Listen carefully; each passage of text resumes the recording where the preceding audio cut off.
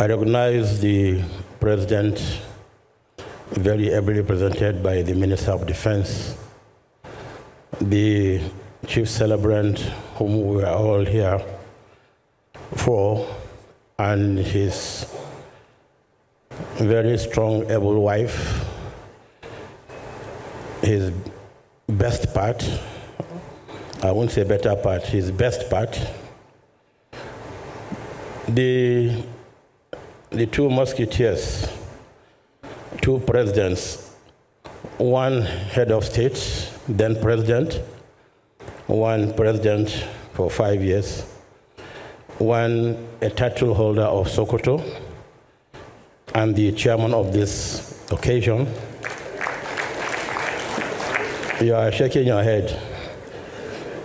I recognize the book reviewer and all serving retired top military, paramilitary officers here, ably led by the Chief of Defense Staff, our Sokoto boy, General Chris Musa. I greet you in the best form of greeting. Assalamu alaikum wa rahmatullahi wa barakatuh. I don't know how many minutes I'm given because it's not stated, but even when the chairman said we should take only 5 minutes, he did not include me because he cannot give what he doesn't have. And I will take my time because this is a very, very important program in this country and in the military. And I would like to thank all of you who turned up because the attendance here really showed how serious we are in overcoming the insecurity problem in this country by honoring General Rabo's book and being here. I've seen so many service chiefs retired. I've seen IGs. I've seen so many other people that I know honoring the invitation of Lucky. Lucky, you are very lucky that you can bring this crowd to a book launch that is so important to us. For some of us who have been in the military and are still in the military, we know the importance of your book. And when you call me and then send me the letter, I do not hesitate to accept to be part of this program because of its importance. The 5 minutes given to me by the chairman of the occasion, I will add the minutes taken by the two masters of ceremony. After each speaker has spoken, they will take about 5 more minutes to speak.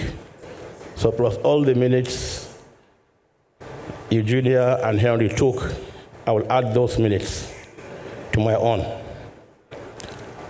I would like to thank the book reviewer whom we were together just some couple of days back in Sokoto with General Obasanjo at a very important program. And I would like to also try to,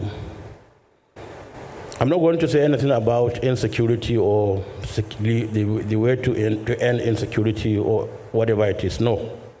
I want to adopt all what's been said from the beginning of this program, because these are the ways and means of resolving such issues.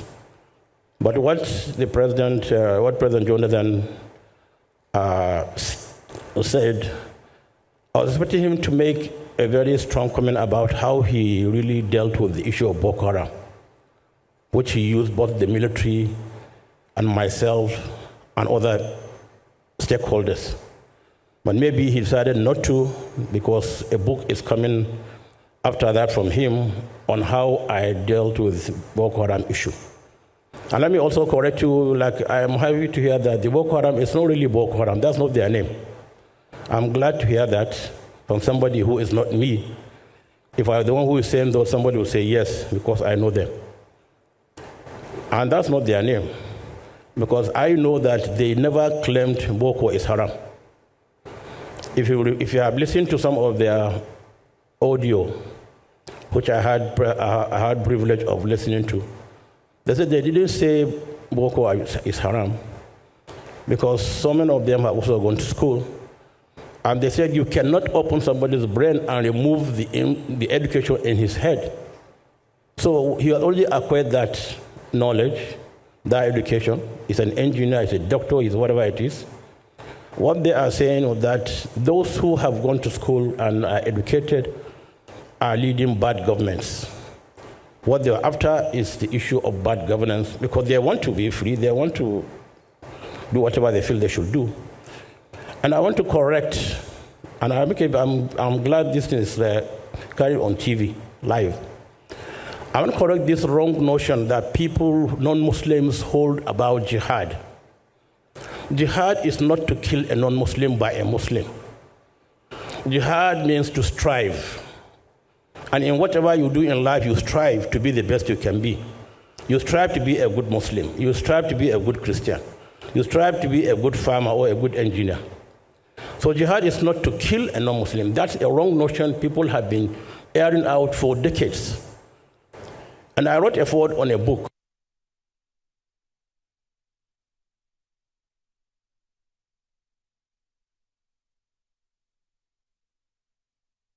across the world, published by the King of Jordan.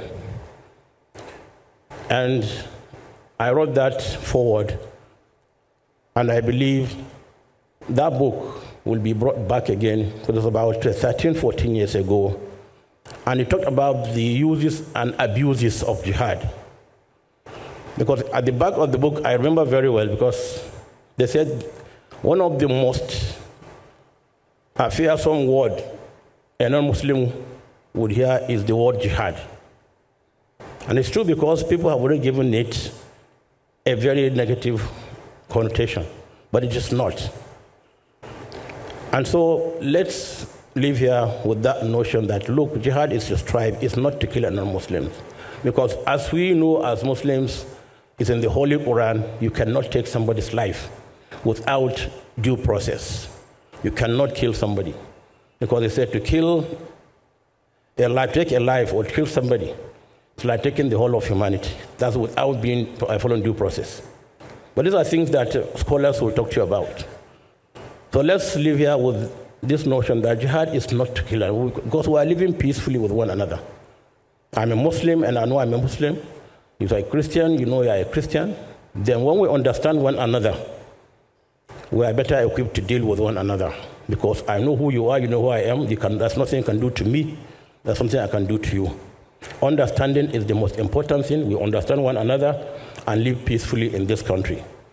And I want to also correct the notion that when Bishop Coker talked about Islamism, if you use some words maybe in a wrong manner, or somebody might feel Islam is negative. Islamism is not aimed at seizing power at any particular forum. Islam is after good governance in society. And whoever is there, President Goodluck Jonathan was president, we gave him 100% support throughout his presidency. Nobody said anything negative about it. He knows that and he's here. So Islamism is not what you think it is. It's a wrong notion that you are bringing up here, that it's to seize power. It's not to seize power. We're after good governance. September 2019, I gave a talk on Islam and good governance in Nigeria. President Buhari was just going in for his second term. After I finished my talk, the following day, papers carried it, I was aiming at President Buhari's second term, because I said things that a good Muslim should do as a leader and what he should not do. And these are written. So we have a code. We have a code of conduct. We have ways and means of life, the Holy Quran and the hadith of our most noble Prophet Muhammad and the consensus of the ulama, that's the clerics. These are three things guiding us. Anybody coming outside this to say things that he really doesn't know about is not speaking, it's not for Islam. Because Islam abhors extremism. Islam abhors extremism. You cannot be an extremist and then claim to be a good Muslim. So let's learn some of these issues, and then when we're talking about insecurity or security in our great country, we have to be careful in how we say things, how we present them. And another particular paper I'm talking about, I gave Bishop Kuka a copy, Islam, what Islam means in good governance. So let's come closer as one big family with different backgrounds and forge ahead to make this country a better country. Because there's nothing anybody can do about a Christian or a Muslim being who he is. Because when we are coming to the world, we didn't beg Almighty Allah to bring us into the world as Muslims or Christians or Jews or whatever it is. He decided in his own right to bring you into the world as a Christian or a Muslim or whatever it is. We must learn to respect one another. We must learn to live with one another. We must learn to help one another, because we must be our brother's keepers. And so many Christian leaders here know that. It's in the holy books also that we must be good to ourselves. And I want to thank the chairman of the occasion for coming to Sokoto once more. And I assure you all, we are here to do our best to help our governments at all levels, from the presidency to the states, to National Assembly, to our very gallant military officers and soldiers, because we know what they are doing, we know how they are doing things in a very difficult manners, because I'm a privileged person to sit with them always to discuss what they do, from the CDS down to the service chiefs, and we exchange notes. So people that you sit together with and discuss, you can never be against them. So I count myself as one of them, and I'll forever be one of them, because let me correct people, generals don't retire. Because when you start calling a Rabo general retired, no, he's not retired. He's a general and a first-star general. If Rabo wears his uniform now and march into the field, he'll be fighting insurgents. You can see him how smart he is. So generals don't retire. But I want to commend our armed forces. You are there doing the difficult one for us. And we thank you, and we continue to pray for you, to urge you to continue to do your best. Don't look back. Forget about the comments of other people, the not so good people that always see you as government tools. You are not government tools. You are national tools. You are not for president or governors or whatever. You are for the nation. That's what you should know in whatever you are doing, whenever you're going for operations. You can name 100 operations. It doesn't matter. Those people don't know how you change nomenclature of operations. It's to suit the environment, nothing more. So it's not that you have failed. You have not failed. You are still doing your best. Continue to do your best. And we urge our political leaders, the Minister of Defense is here, give them the best you can give them.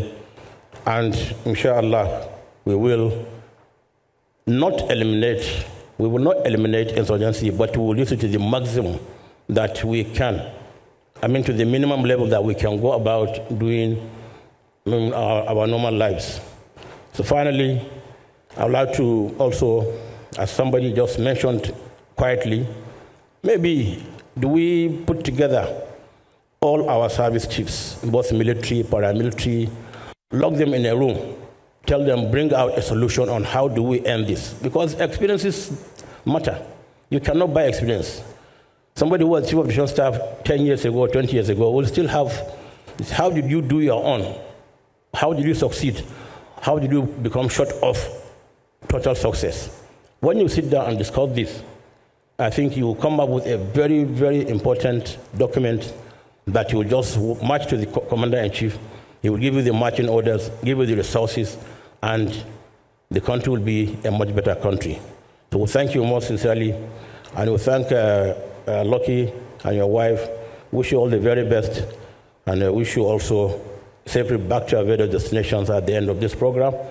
And I greet you in the best form of greeting. Assalamu alaikum wa rahmatullahi wa barakatuh. As always, I tell people, let's tell ourselves the home truth. Let's not hold back. Let's know that, yes, we have conscience. And Muhammadu said, conscience is an open wound, only truth can heal it. Thank you.